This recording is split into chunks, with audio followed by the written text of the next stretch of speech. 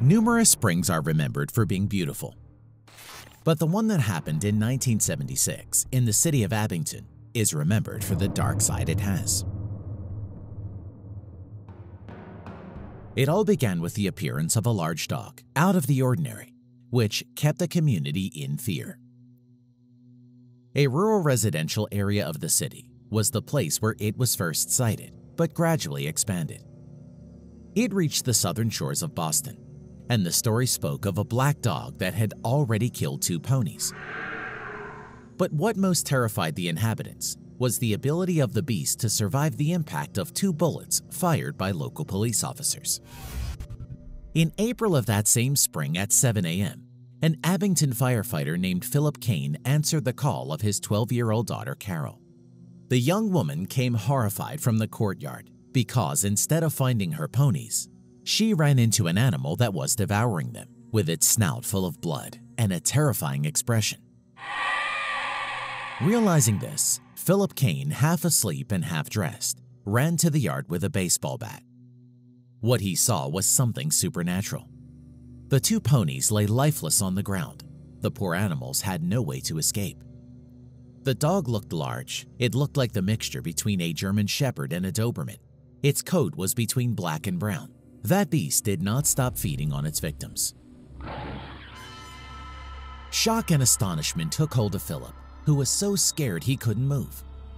When he reacted, the man tried to drive the animal away with a few hits using the bat, then ran for his gun and fired, failing both times. The dog fled into the surrounding bushes and swamps. Not long after, there was a second sighting. This time, that strange dog ran into some policemen, who shot when they saw it. However, the officials missed the target, despite being very close to it. The next day, an officer from the city of Abington, Fran Curran, followed a trail of the animal that led him to the Summer Street Railroad tracks. Surprisingly, he found it, a huge blood-covered dog walking slowly on the railroad tracks. Curran, as he saw it, took out his gun and fired, failing for the second time that week. In that opportunity, the shot was cleaner. There were no obstacles, not to mention that the target was large and moved very slowly. Curran didn't know that would be the last time he'd see that strange beast in Abington City. The officer said that even though he shot the animal, it did not run. It just turned around slowly and changed its route. When both dramatic and shocking news became known, the local population panicked. The entire southern coast was isolated, and a state of alarm was generated for the city. The suspense, the fear, and the urge to kill this animal took hold of the inhabitants. Citizens' testimonies of possible sightings of the killer dog began to emerge.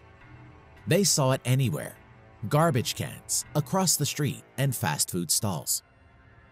After this, the authorities were bombarded with phone calls from villagers who were desperately seeking help. A whole security strategy was generated for the youngest in schools, public places, and other areas. Philip Kane quickly became the main witness. He was the only one able to identify it, thanks to the close encounter he had had with the beast. Different captured dogs were evaluated, but Kane claimed it was none. The dog was first seen on one end of Summer Street and last seen on the other. The interesting thing is that in the same day, 2 active officers of the police forces of the city missed almost perfect shots to the beast, considering its size and reduced mobility.